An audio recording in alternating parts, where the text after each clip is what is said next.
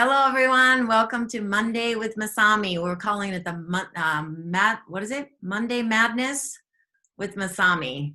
And this is November 2nd. Can you believe it? It's November. So I think it's important to remember that it is November. So that means your lifestyle should be changing a little bit. We will talk about that a little bit later, okay? And let's see. I wanted to get started today with some of the questions first, but maybe as people are trickling in, why don't we spend a little bit of time just kind of calming down, coming back to our bodies. So you can either close your eyes or just gaze a little bit gently towards front of you. And let's just come back to your breath. And as many of you know, because I talk about this a lot, that your inhales will create a little bit more arousals. So that means you can go to more of a sympathetic nervous system. And right now I need a little bit of a parasympathetic. And I had late lunch, so it'll be helpful for me to digest. So what that means is that you want to focus a little bit more on your exhales, if that's your goal. But if you're sleepy in the afternoon and you just feel like I have no energy today, I could use a little bit of energy, then do a little bit longer inhales.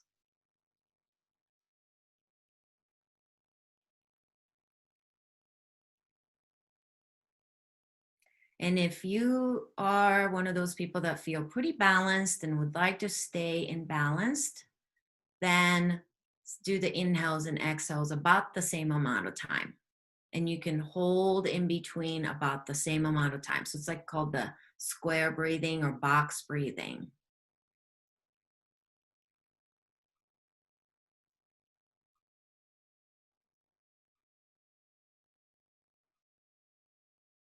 In just 1 minute or so, let's quiet down within yourself. Do what you can to not multitask for this maybe next half an hour to 45 minutes. Be here now.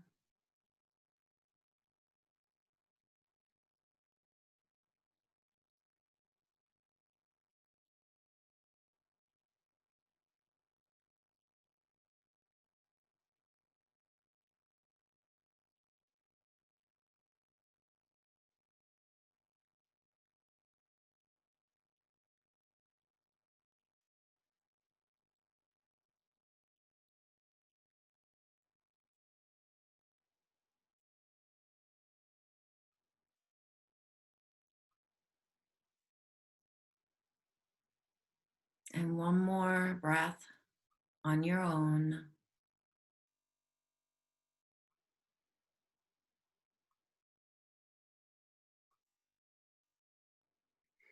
All right, thank you. That feels a lot better for me that I'm here now, a little more focused.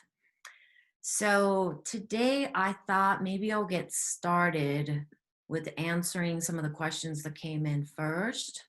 And I wanted to start out with actually an email. It wasn't a question, but I wanted to share with all of you because I hope you took some time.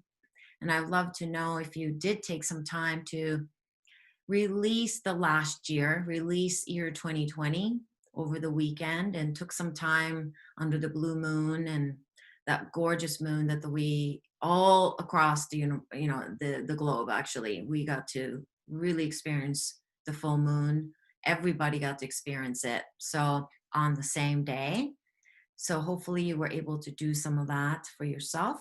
And the email that I received said, thank you for being such an important person in my old life and helping me navigate into my new life. And she said, I spent time writing and breathing and letting go on Thursday. I took everything to a beautiful beach in Malibu that afternoon. I prayed and I grounded myself. I asked my angels, guides, and ancestors to help me move into the higher energies with ease and assist in the final letting go of my old fears, anxieties, and patterns. a living that no longer served me or the world. Then I washed my pages in the ocean and threw them all away. And I didn't feel like it was coming from a fearful place. I needed to get this right kind of place. I needed to get this right kind of place. Yay. So I thought that was great. I hope some of you are able to do some of that and, didn't come from a fearful place. And if you didn't get a chance to do that, it's not like the calendar year just ends and then there's nothing that you can do about it. Okay. It continues. So keep working on it. All right. And let's see.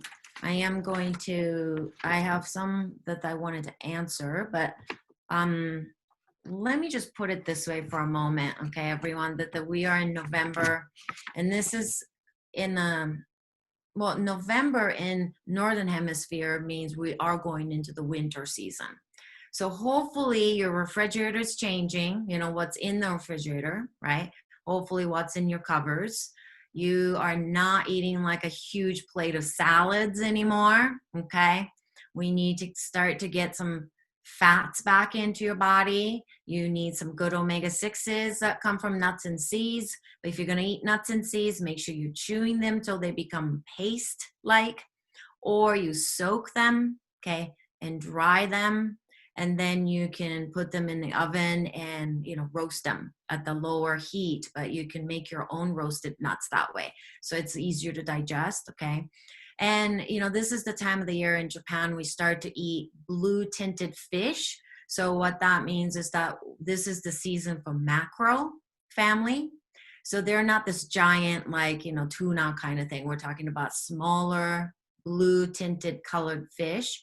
So I know some of you will be like, oh my gosh, I don't want to eat sardines, but sardines, anchovies, mackerel, those are fantastic.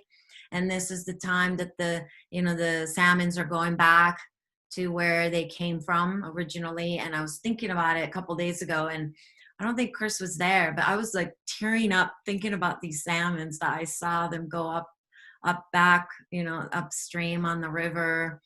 He knows this was a couple of years ago, we took this trip to Northwest, and I watched these salmons try to go upstream, and I was just crying.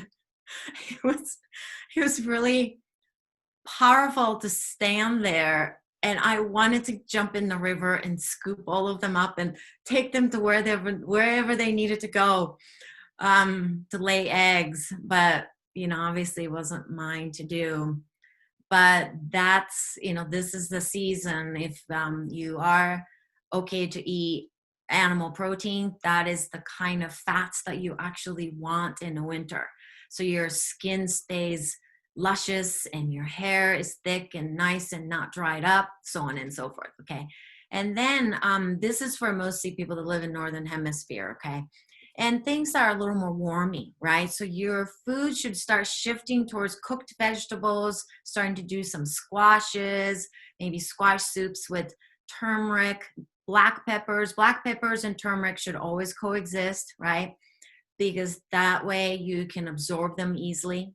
Ginger is great. They're coming in the season now. Ginger comes into season twice a year, spring and fall into the winter time. It's perfect timing. It's like we're needing some detox, but warming. Okay. So those are great. Even in your Southern Hemisphere, that would be a good herbs to use, ginger. Okay. Other things are using ghee to cook or butter, grass-fed butter. Ghee to me, my Ayurveda teacher said that it's just this golden light, so how I make is I make my own ghee. You can Google how to make ghee. In a traditional Ayurvedic fashion, you don't actually scoop the foams that come up at the top. So you just let it slowly boil. You don't skim the top part off, those bubbly stuff to come up. So you just let it cook. And about 20-25 minutes, we cook them a little bit longer. I like it a little golden, so we go about half an hour. And then after we strain them over a cheesecloth, I always bring it outside.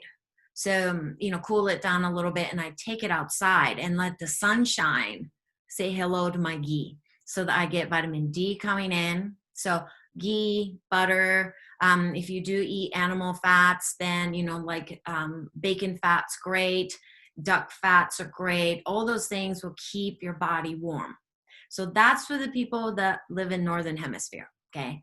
If you're in the Southern Hemisphere, this is coming into the time of kind of a wet, okay, kappa time, which is like muddy time, right? Wet, and it's still cool, starting to get warmed up a little bit, but it's a muddy time.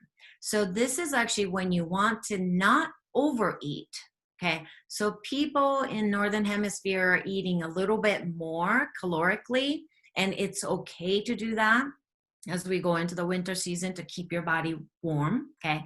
But if you're in the Southern Hemisphere, you may want to cut the calories a little bit, okay? And you will start to introduce a little bit of a new fresh greens, like asparagus, maybe dandelion leaves and things like that, arugula, that are a little bit bitter, okay? So remember, you're not going to eat the same way, all right?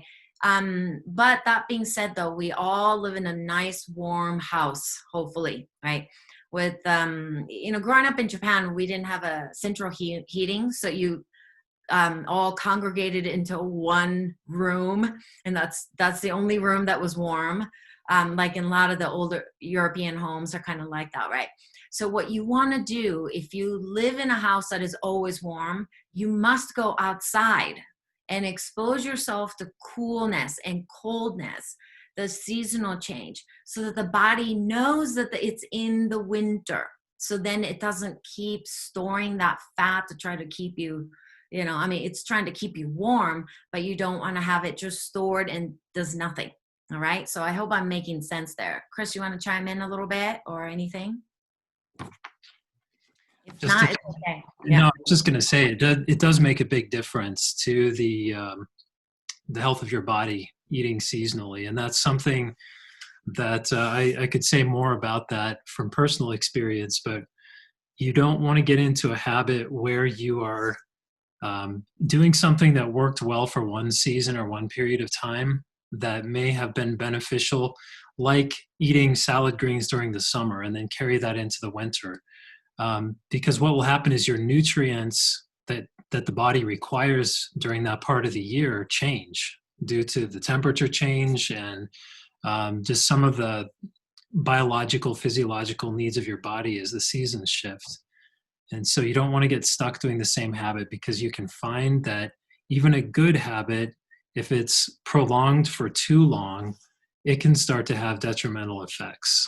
And that's something I can give an example of at some other time if we want to.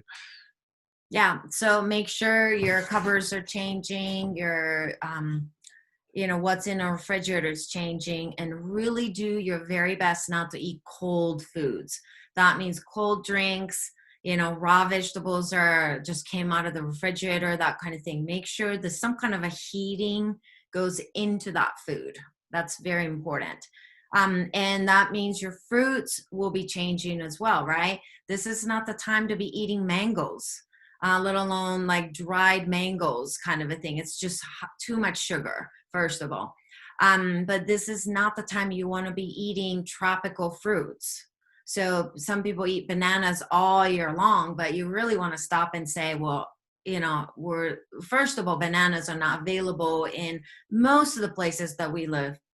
But in the wintertime, you probably want to not do so much of that and maybe shift it towards citrusy things and apples. Right now, apples are great. But, eat apples as if they're medicine to you. So you're not eating like 3 apples a day, that kind of a thing. Between Chris and I, is it Chris and me? Yeah, Chris and me. We cut the apple in half, and then we might share the half of it together one day, and then maybe the next day we'll eat the half. So over the years we have cut the sugar so much that that's enough sugar for us. So those were a couple of the things I wanted to mention. Can I And then, jump in with a question that popped up from two people? Janice and Clemmy both had a question about eating seasonally while living in warm climates. Janice lives in Florida and Clemmy lives in LA. yeah, it's not like you're living in the equator kind of a thing, right? You still have, I know that Florida and Southern California, they're still warm, but the fact is, you're still going to get cooler mornings. You're going to still have cooler evenings. So the body is still, it knows that it's changing. So you may not have 4 seasons. You may just have about 3 or 2.5 seasons kind of thing, but you still want to change the way you operate. Okay. And, obviously if it's like 85, 90 degrees, you might not be doing squash soups every day because that could become a little bit too heavy for your body. So that needs to be adjusted depending on where you live, but you're still in the Northern Hemisphere. So I would still argue that you need to adjust your diet a little bit. And you might do 70% cooked and 30% raw or something like that instead. Because Chris and I are going to go into now till about February, almost 90% of our foods that we consume our vegetables are going to be cooked from this point forward. We don't eat a lot of raw vegetables in the winter. So, the percentage might be different. I hope that answered your question. Okay, so can I go to the other questions that I received? It's okay. All right, so first question was the kidney stones, and that's a very common issue these days for men and women. And believe it or not, kidney stones are nearly 100% preventable. So that's something to remember. And, if you have it once, you can do your very best to avoid getting that again. And, she said that why and how are they forming? And she said, is it a, territorial, like territory being threatened? And I didn't resonate with that territory being threatened at all. When I tuned into you, first of all, I will talk a little bit about science behind or like physiology behind the kidney stones, but first I started to go into kind of this like kidney stones form under pressure also and then over time. So this is like a long lasting, unresolved, not being able to let go of something. And it could be not being able to let go of certain. See, I thought maybe is it fear, but then I got no on it. I got yes on loss. And another one was like grudge and hardened anger. So, liver and gallbladder deals with anger, but it's like a little bit hot right there, like hot anger, a little more recent anger. And in your case, I feel like there's like a hardened anger and grudge and loss that is coming to a stone form. And there's a little bit of an imbalance in your relationship, your personal relationship. So you can let me know what you think of it, in the Facebook. But there's a masculine and feminine energies that are not quite balanced. So that's what I was feeling in terms of the emotional side. And, physiological side, kidney stones are most of the time, 70 to 80% of the time, they're the calcium oxalates, that oxalate that being formed into a stone, basically. So it's a calcium-based stone. That's for the most people. But yeah, you want to remember there are different types of kidney stones out there. Okay. And whenever I tune into people with kidneys, and in your case in particular also, immediately I thought, you got to look at your diet. You really have to look at what is going on in the imbalance of your dietary choices. And, I sense that there's just not enough fresh vegetables or cooked vegetables or just a balance between the protein and good veggies that are coming in, because kidney stones often will form when you're low on B6, vitamin D, vitamin A, phosphorus, magnesium, vitamin A, zinc, molybdenum, potassium. So when you start to think about that, those are a lot of minerals and vitamins that are deficient. And that deficiencies can cause you to form calcified stones. And another reason for that is because you're not breaking down the calcium into a usable ionized form, because your diet might not be balanced, but also you may not be producing enough stomach acid so that the calcium is not breaking down. So When I tune into you, I want to say you've got to clean up your diet. You've got to start to put your body first. And there are a couple different things you can do. And then I'm kind of muscle testing, I'm talking. The grounding practice is really actually good for kidneys. So first thing in the morning, when there's a morning dew on the ground, go barefoot and stand and let the kidneys come down, because kidneys are very much connected to what you received from your ancestors.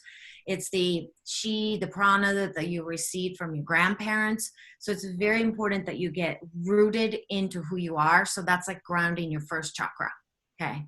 So that's a good one. And if you are one of those people that do not sweat much, you've got to start sweating.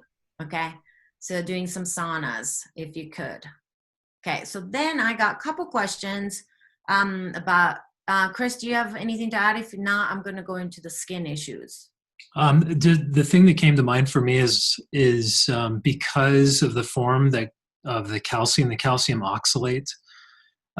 If you're eating a lot of raw green vegetables, this is one place where you can run into that issue. The oxalate part of it is essentially something that's going to bind up the calcium that you eat, that comes in your food. And it's going to pull that down, and it's going to wind up in your kidneys. And that's where a lot of that material that forms these stones is coming from, in part. But then, Masami mentioned you've got to look at what you're eating, but you also have to look at how you're digesting. And so if you're in chronic stress, that's going to down regulate or suppress your digestive function in your stomach. You'll produce less stomach acid. And so you need to also pay attention to how is your body doing? Are you keyed up all the time? Do you have practices to relax and calm yourself down so you can go into that digestive mode? What I sense from her is not keyed up. It's more really depleted energy. And, but I think that came about because she's been unable to digest things very well and getting somewhat malnourished. And that can actually get your body to operate at the level of survival level. And that can mean you're a little bit keyed up in that way. But eventually that keyed up energy will crash. I mean, you're definitely not going to be able to continue being keyed up, so there's a little bit of exhaustion there. And grounding is going to be so important for you because you tend to go into your head. Like the energy goes upward instead of downward. So we've got to take it down, get you rooted. Okay. Because kidneys are very much, like I said, it's kind of a water loving, grounding, earthy kind of organs. So they do much better when you can get back onto the earth, into the earth. So if you don't have a grounding practice, daily practice, I would do that. And some of the emotions that I've talked about, because I think there's an undigested emotions that is more long-term in your case, and it has hardened, okay? Like formed stones with your emotions. So, all right. And, before moving on, I just wanted to make sure that you understood that some of these nutrients are super important, and they've done studies on this over and over, that the magnesium and B6 can reduce the recurrent calcium oxalate issues, stone building, in almost 92% or more than 92% of the people. So magnesium and B6 are going to be important for you to prevent the kidney stones from getting bigger or reoccurring. Okay. And it's a huge issue right now. We see kidney stones problems all the time. And the next one is the super common one. And I think this is the time of the year that they tend to show up also, but skin issues. And, one, I think skin issues, and I don't know why I put the word mold here, but I have no idea what I was trying to do, because I wrote down the word mold a couple of days ago. But we're getting, Northern Hemisphere, we're indoors more. So making sure that the windows are open and things like that. So you're airing things out. If you're in the Southern Hemisphere, like I said, this is the time of the year this gets wet and cold. Okay.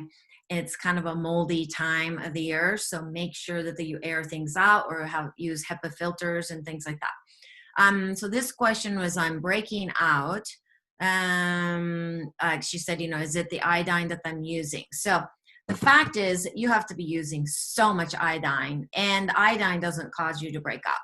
Okay. And and the fact is, iodine, if you are allergic to iodine, there's something going on with actually your bioflow. So we need to look at your liver and gallbladder, because it's not, we can't just vilify iodine, because that's not how body works. Okay. So I think we're getting into the point that 1 + 1 does not equal 2. So we have a tendency in this society to just say, it's got to be this supplement, or because I went out to dinner and I got, unless you got a food poisoning, that's a direct correlation. I can see that. But we have to be careful when we want to point one finger at one reason, because there are 3 more fingers that are pointing back at you. So there are more things going on inside you than simply just saying, is this that? Okay. And I do believe that the skin issues are so deep. And the other question that another person asked me was that they're having these itchy skin, and it's uh, her husband also that's having like 20 years of different itchy skin issues. They've used creams, lotions, ultra red therapy. So I'm sure infrared therapy is what she's talking about, and to gone to dermatologists, 4 different houses that they moved to, and they're always itchy. So we have to stop blaming the house for it, right? You're gonna have to start looking at what you're housing inside. Skin is a reflection of your inner gut. Okay. Whatever is going on in your small intestine, whatever is going on in your large intestine, your gut, if it's permeable, they're going to come out onto your skin, out to the skin, because your skin is the, considered to be largest organ right now. Now people are saying maybe the lymphatic system should be called the largest organ. But so the skin's going to be expressing that. So that's where you want to look at. So the first issue is that she started doing a private with me last week or so. And what I sense, and she's in her 30s. So maybe she's young enough that her body is starting to recoup already, and then maybe starting to heal. And what we see often is that the skin issues will show up as you start to go through healing, this thing called Herxheimer reactions or healing reactions. So a healing process. As your body starts to heal, dormant issues get to express. Okay. So I would actually, look at what are you eating? Don't get too worked up about it. Can you handle the skin issues? Can you move through it instead of try to suppress it with something or freak out about it? Just give it some time, because I've gone through all kinds of skin issues when I was trying to heal my body. And a lot of us just want to just feel good and always feel good. But it doesn't work like that. It's peeling away at the onion, and we don't know what the next layer is going to bring. So, and emotionally, what I was tuning into with you with I'm breaking out question was that there are some hidden regrets with you, especially with relationships, or something is desperately wanting to be expressed or wanted to express but never could fully express, and that dormant emotions are also coming out. So I think you're going to go through some major emotional shifts with this. I think it's going to be very healing at the end, but tap into your stamina, tap into believing that you're on the right path, have a little bit of faith in this process. Okay. Because there's a lot of emotional components there too, that you might not have been that good at giving and receiving. Because the skin is where we give and receive. This is how we express our love to one another, how we hold one another, how we touch and stroke one another. This is when we feel safe. This is when we get to experience tenderness. So if you're having issues like that, or if you've had in recent years, could show up as a skin issues in your case. But I say, keep up the good work. You're starting to eat better. That's why your body gets to express. So I get these questions almost every day. in an email from clients that I work with. They say, I was feeling great. Things were awesome. I was sleeping better. I have so much more energy. And then the next week, they will email me and say, oh my gosh, my skin is breaking out. Or I'm having the sinus infection kind of a feeling. What's going on? Or I'm having sleep issues. What I say to you is that when the body can build up its energy, when you have enough energy, you get to express some of these old hidden illnesses or hidden pathogens, hidden things that you've been holding in your body. So this is when I actually celebrate when this stuff happens. Always celebrate it whenever I got my sinus infections. I just be like, yes. And I just be sick for a week. So what? I get to express it. Okay. So there's one of the questions we ask our long-term clients is that, do you get sick at least once or twice a year? And if they say to me, no, I never get sick, I haven't gotten sick in the last 5 years. Isn't it amazing? That's a huge red flag to Chris and me, because that means this person is not healthy enough to get sick. Okay, we live in the world that is extremely toxic, extremely exhausting. There's so much going on, so much overwhelm. You probably should get sick at least once a year, that you're sick for about 3 days. And then, maybe maximum a week, but you should get sick. So your immune system is strong enough. And then we have the polar opposite, right? The ones that says, I'm sick all the time.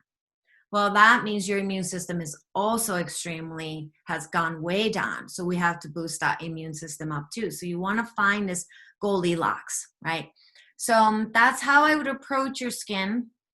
And, I think there's a lot of fungus and yeast stuff that you've been feeding. I know what you've been eating. So, I'm not going to go into your diet on this call, but you know what I'm talking about because you and I have had a long talk about it, that you are now finally changing your diet. Therefore, I think you're getting some energy to fight this chronic stuff that you've always had. Chris, it looks like you want to chime in, definitely. There's a lot to say here. I'm not going to say everything, but what I was going to say, it's a continuation of this, but we're starting to get into some of these things that you're going to be talking about in your series that you have coming up on the 4Bs. And I'm noticing a lot of questions that are coming in. And those of you that haven't seen what the 4Bs are, Masami is doing a talk series on, she calls them the 4Bs of cosmic flow. And those are looking at your breath, your brain function, your bile flow, and also boundaries, particularly in your body. She's touching on a lot of these topics today. But I wanted to mention that because I'm seeing some questions pop up in the chat that have to do with people that are having an increase of headaches in the past few weeks that haven't usually gotten them. I saw a couple of people mention that with it was Joanne and Joe. Both mentioned that it's getting intense headaches before my menstrual cycle, not anemic, and iron doesn't help. Feels like inflammation because I wake up with tight pressure in my head. And Zara mentioned an increase in stomach or gut related issues. What I'm hearing in a lot of these has to do with what Masami's already alluded to and spoken to a little bit here, but also a lot of these things have to do with so much of what's going on. There's so many conjunctions happening right now. We have so much stress and tension and anxiety and unknown just surrounding us in society right now. So we have that pressuring all of us. That affects all of our systems, how they function. And so if you're somebody that hasn't seen these kinds of chronic conditions, or it seems like it's suddenly getting worse, this is an invitation for you to look at, why is your body starting to have this kind of response to what's going on? And a lot of those things that have to do with headaches and digestive symptoms are directly related to these ideas around flow and how your system moves things that are no longer needed, waste materials, toxins, and how it gets them out of your system. And all of that comes back to these flow patterns. And I'm not gonna give too many spoilers here, but look there. Okay, look there. What is happening? Are things moving downward? Do you have backed up lymphatic channels in your system? Are you having bile that's backing up from your intestine or your gallbladder to your stomach? Are you burping up or wanting to throw up bile? Is it coming up instead of going down? Things like that. Pressure headaches have a lot to do with bile being stagnant. So I'm just going to throw those ideas out there. And there's one other thing, and then I'll stop. Ilka had a question. It was not really a question, but some thoughts about traveling for Thanksgiving, and any thoughts about that. And Ilka, my thought on that is this is kind of one of those personal judgment moments where you have to really use your own critical thinking and just look at what the circumstances are. Are you healthy? Are the people that you might be visiting healthy? Is there a chance of either taking COVID-19 to them or bringing it back from them, even if it doesn't impact you directly? Just some of those things you want to look at before traveling. Just what are the considerations that you need to make in order to make sure everyone on both ends of the trip is able to stay healthy? So I just want to throw that out there for consideration. All right. Thank you for all that. And yeah, I mean, I think it's, whenever you're getting headaches or burping or any kind of pressure that goes upward, your body always likes to go down, towards gravity. So number one, take a look at, are you grounding yourself? Number one, right? And number two, this is the time of the year that I recommend you don't eat so late either. Okay. It's better to go to bed a little earlier, right? And then finish your dinner just a little bit earlier. Having a little bit longer sleep is going to be helpful. And, the course or the 4 live calls that I'm doing in December is about 4 B's, like Chris said, but it's about breath, it's about brain, it's about bioflow, and then your boundaries. And the boundary is going to be talking about the inner layers. So it's more of a gut boundaries that I will be talking about. And it's really when there's a stagnation somewhere there, you are going to feel the pressure somewhere. And for some people, it might be in the heart area. It may be like some pressure that's coming from a lower gut upward, or you may feel pressure in your head. So it's just will depend on the person. But I think we're all congested right now. We're congested with too much information. We all know what tomorrow is.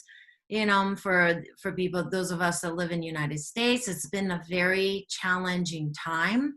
So finding ways to decompress, as well as finding ways to flow into the gravitational force and love the gravity. Thank God for the gravity, because if we didn't have the gravity, we don't have the life that we have here. So do everything in your power to really address the bottom of the feet. Bottom of the feet are very important in terms of not just the reflexology, but it's really the center of where your roots go down into. And there's a chakra points on the bottom of the feet. So you may want to massage that with some sesame oil, like I do every night. In the winter season, I do massage my feet every night with sesame oil. In the summer, I don't, because it kind of makes me too warm. So I don't do that, even though sesame oil's neutral to most dosha, it's tridoshic, but I do that a lot for my feet. And, in the workshop in December, I will definitely talk about some of the sinus work that you can do, some breathing. There's some practices that I will be sharing to support your flow. One more thing I wanted to say about the itchy skin of this couple. So I'm assuming, it's been 20 years, so that's a long journey. But when I tuned into both of you, what I noticed is that there's this idea that we tend to ask for answers. And this goes for you too, Ilka. I want you to hear it this way. So I'm talking about the itchy skin, but it's the question, the quality of your question will give you the answer that is going to be quality also. Okay. But one of the things that I think you want to pay attention to is, what are you looking for? Are you looking for the outside input constantly or the inside out input? Okay. I'll give you an example. So I had a lady recently that last week we did a session, and she said that she's been taking the nitric oxide supplements. And I asked her, so why are you taking a nitric oxide supplement? So she said, oh, but it's supposed to be really good for this and this and that. And nitric oxide is like a, fantastic, amazing thing. Okay. But I said to her, I said, that you can create amazing level of nitric oxide within yourself by doing certain breathing techniques and to really bring up that health from the inside out. And she goes, oh, right. I didn't know that. So I think we've kind of taken health into the place, like, you figure it out for me. Okay. You outside people, figure it out and tell me what I'm supposed to take. And what I want to challenge all of you is, what is it from the inside out that you can do? So, that's how I would answer your question, Ilka, is what is your inside saying to you about it? You're obviously asking this question, so this question has come up. But what is it in you that is really wanting to know? Like, what is your exact question, first of all? It's not just, should I travel, should I not? But it's, what is deep down inside that you're so wanting to have a reassurance for? And what I want to say to you, Ilka, as another immigrant to an immigrant, okay, have a little bit more stronger backbone, all right? And create a strong knowing inside you that you know the answer in you. You've come this far in this country. I have too, okay? And, both of our English is second language. We've done our best to learn this other language. We've survived it and we are thriving in it. So I say you have so much more inside you that you can tap into. So tap into who you are. That is the core of who you are. Get into the backbone of who you are. Okay. So that's what I want to say about that. And then Ilka, if you haven't listened to my November energy body checkup, I just recorded it yesterday. So that might be a good one to listen to, because I really go into that of your inner deep knowing. That's what we're doing in November, everyone. Okay. And last quick question. I know it's like time is flying by, but another quick question I got was, and I'm going to wrap up with a question today. So, and how can we tell the difference between self-sabotage patterns holding us back versus interference from others holding us or our work back? So her question is it an internal sabotage patterns, or is it the outside pattern that is impacting her from the outside? So, this is kind of the segue, the Ilka's point that I just made is kind of the segue into answering your question also. So I think this comes down to really, what balance do you have, right? So for instance, for meditation, for instance, okay, a lot of people will do a guided meditation, which is just outside in, top down. So outside forces coming in to do a guided meditation, versus you going into your body and feeling your inner senses, inner voices, and allow the inner voices to speak to you. That's the inside out. So it's not one is good or bad. It's just where do you put the balance? And if your practice at home is mostly outside stimuli coming in kind of a practice, then your finance or your relationships or your business, in her case was about business, her business is not taking off, and what's going on? Am I sabotaging myself? She's like, I have great materials, it's just not, people are not finding me, or they're just not interested in, or something like that. I would say, where's your practice? All your practice, do they come from mostly outside information? Do you have enough inner information speaking inside out? Once you start to balance that, your outside world will start to balance also. So that's something I wanted to say. Chris, you want to add to that? Yeah, there's some questions that are coming in that are on that same note. And so I just wanted to say there have been a lot of questions in the chat about feet and caring for feet and what kind of oils to use. And I was just about to put a message out to Sharon. Um, I'm going to send it out right now because I just put it up on the chat. But if you find yourself sensitive to some of the suggestions that Masami is making, it's not that there is just one universally true answer. You have to work with the one that works with your body. So find something that you find soothing, find something that makes your system feel good and say yes. And I wanted to just back up a little bit because there was one really nice little shout out from Hannah that said, I heart you, Masami. Thank you for this so much. I feel everything you're saying. So thank you, Hannah, for that feedback. And also jumping to more on feet, Epsom salts was a question from Lynn about doing that for foot soaks. Yeah, those are great. You can use Epsom salts, which are a magnesium sulfide. So there's a sulfur um, component to that, which can be good. It's you can use sulfur for a lot of detox functions in your body, and you can absorb some of it there. But you might find that for a longer term relaxation, you might actually do better with a magnesium chloride.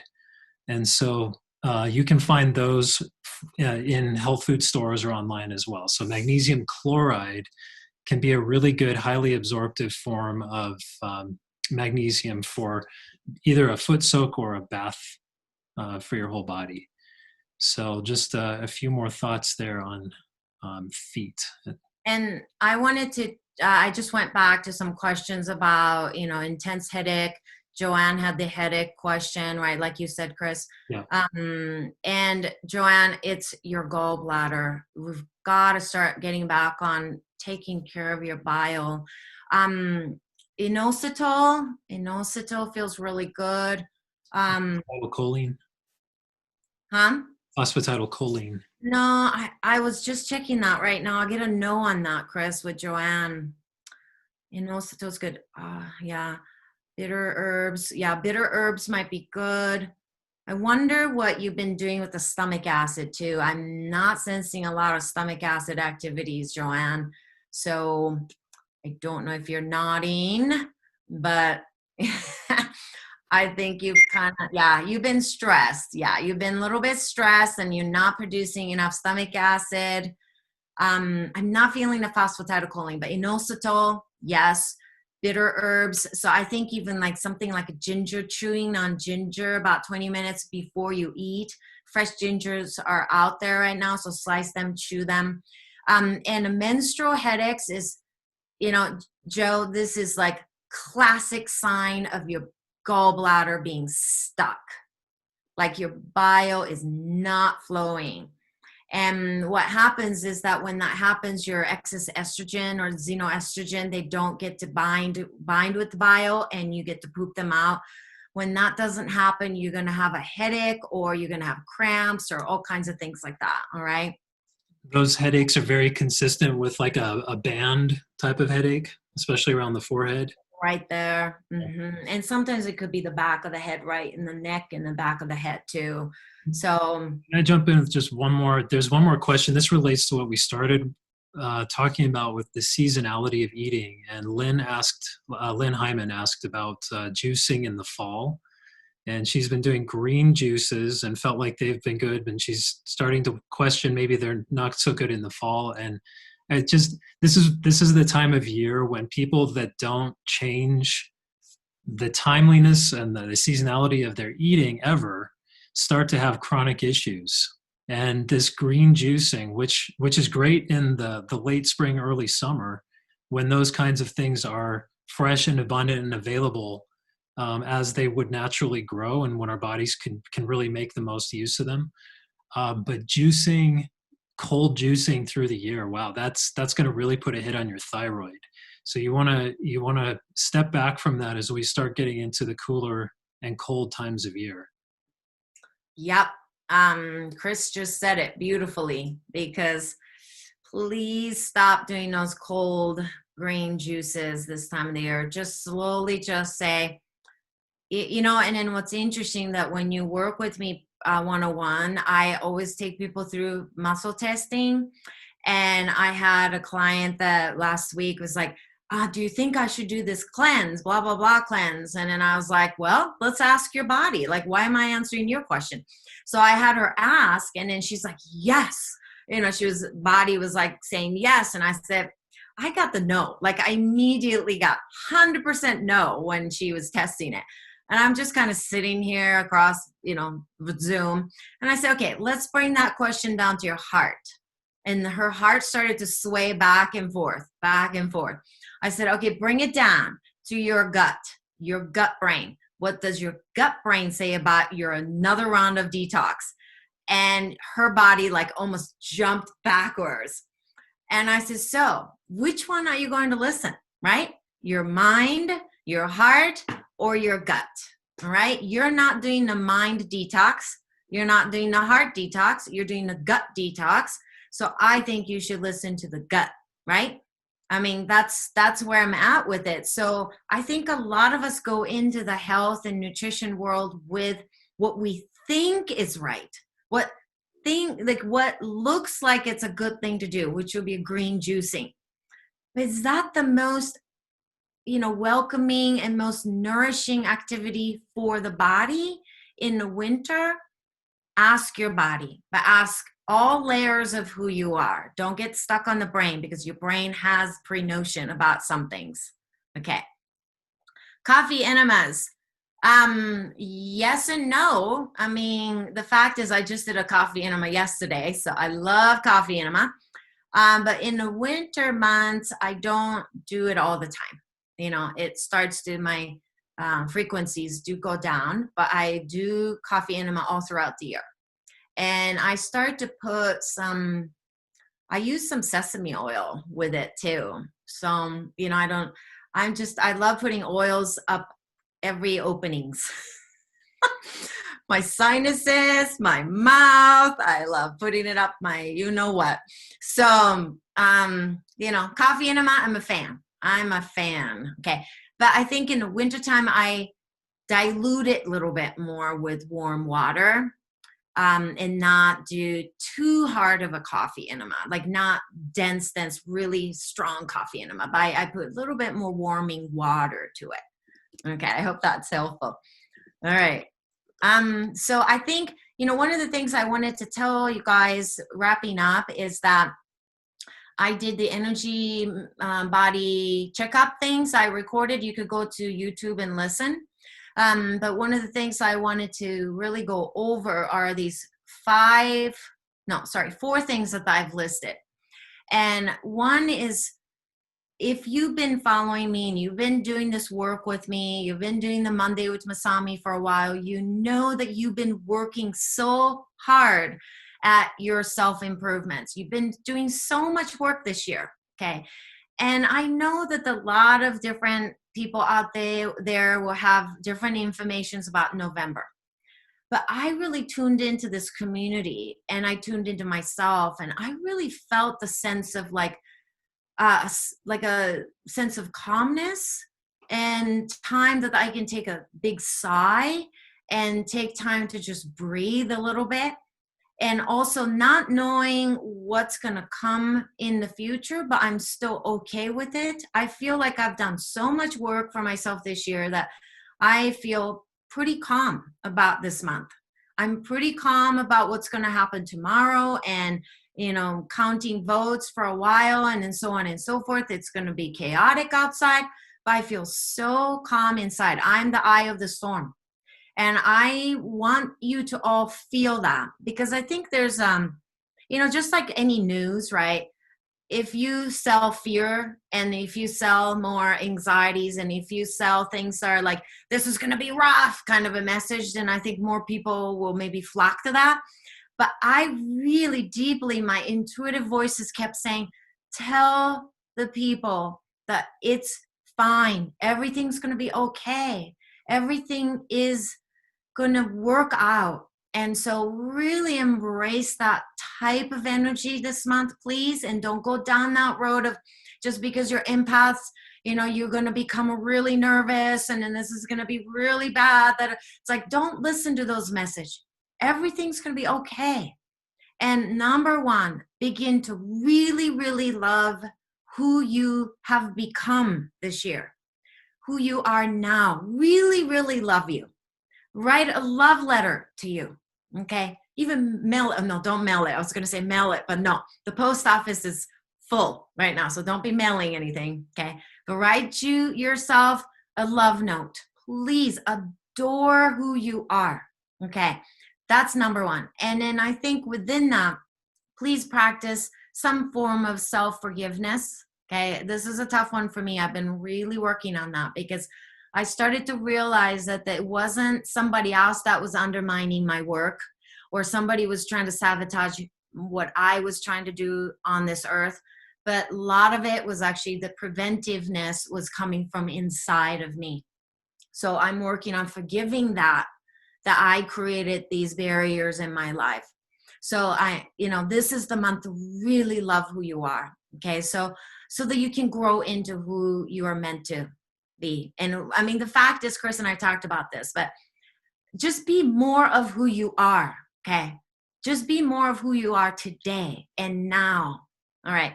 And then number 2 is practice surrendering. Just allow yourself to sit back on a chair and take a breather and tell yourself everything is fine. Everything is beautiful. Okay. It's going to be fine. So that's one. That's the number 2 that I talked about. Number 3 is for those of you that have done a lot of self-search, a lot of work this over several months, even this whole entire year, and you have created some self-care time, moments of self-care throughout this entire year. You have plenty of energy now, hopefully, in your energy bank account. So you can start to tap into that and really use that towards maybe a friend or a family member or maybe a neighbor that could use a little bit of support from you. And I really, this year has been a really interesting lesson for me that I'm learning is that my joy really comes from sharing. My inner deep fulfillment really, really is when you tap into the giving side. But I know it's difficult to give when you don't have enough for you. So really judge that on your own. This is person to person, individually different. How much energy do you have in your energy bank account? If you feel like you got plenty, then start to share some of your love, share some of your creativity, share some of your laughters with others. Okay. And then the last thing is remain flexible. Okay. Do some things for your muscles. I feel almost everyone's getting a little tight, okay, for many obvious reasons, but there's a lot of musculature tightness, there's joint tightness, there's like a neck tightness, jaw tightness. Okay, so create some flexibility, stretch your calves, move around, stand up, do some things for your circulations. Dehydration is a big one, believe it or not. Put a pinch of sea salt. Make sure that some of the fluids you're taking is getting into your cells. So you're not just chugging water mindlessly, but they're getting into the cells. So that's what I have for you. And Chris, maybe you can wrap up with it, and then we'll wrap up with this call. Just on the themes that you've been putting out throughout this whole year, I just want to build off of that as we go into, in the US anyway, into the election tomorrow. This theme of what Masami's brought up about the year changing, it's one of the marks of the lunar year shifting, the old European Celtic calendar. We've just gone into that new cycle. And so I would just encourage everyone to take a close look at patterns around you, about habits that you have, and things that no longer serve you. And those things that no longer serve your life, that don't serve your higher purpose, don't hang on to them. Just be okay with letting them slide away or actively cut them away if it's something that's creating an obstacle for you. Just now is really a time to look closely and to let go of what no longer works. That's all around us. It's in us. That's where some of these concerns that came up have a lot to do with letting go of patterns that aren't sustaining you anymore. So I want to just maybe close my thoughts with something I've quoted before, which comes from the poet Rumi, and I'm just paraphrasing, but he has one that says that a hand that cannot open and a hand that cannot close is a crippled hand. Okay, a hand that cannot open and a hand that cannot close is a crippled hand.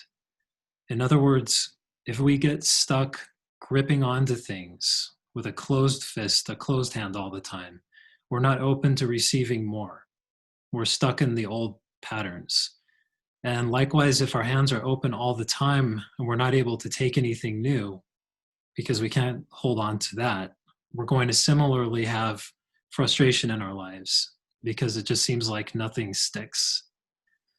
So we have to have a balance. And that's where the capacity for balance comes from, is being able to exercise that full use of the hand, which is giving and receiving, letting go and picking up.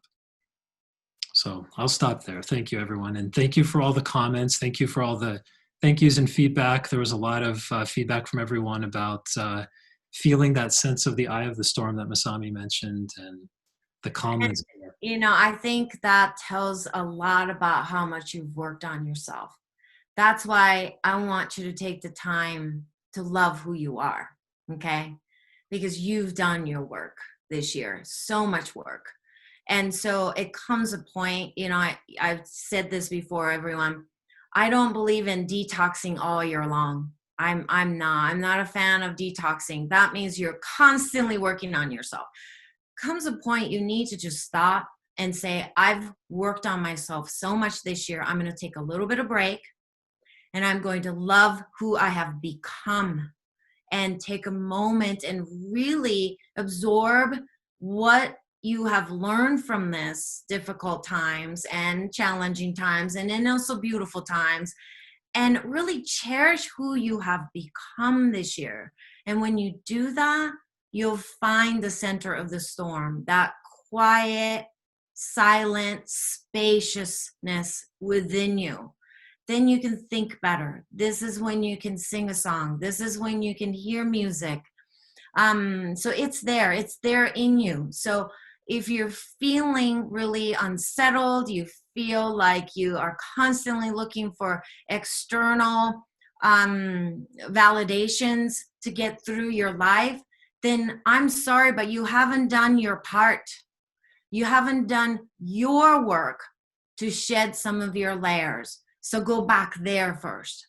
Then come back and join the place of really allow yourself to sit in a place of all knowing that you are just beautiful and perfect right now. Okay. We have to feel that.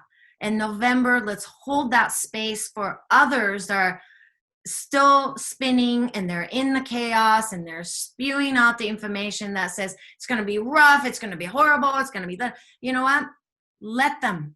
But you hold the space for them. You become the solid rock in the midst of the storm. You can be that. And you've done the work this year. So bravo to you, because I've seen so many of you do so much work for yourself. So thank you. And you've been so inspirational to me. And so whatever happens tomorrow, I know 2/3 of, I think, United States population, I don't know, the eligible voters have already voted. We have two multiple weeks ago. So, let's just all send out anchored, grounded. Let's take our shoes off after this if you can. Ground yourselves for those of them that are still spinning, okay, and they can't find their grounds. You do it for them. All right. So thank you so much, and then we'll be back next week. And stay well and get a little more sleep and start eating warming foods. Okay. Bye, everyone. Big hugs to everyone. Hang in there. Hang in there. Bye.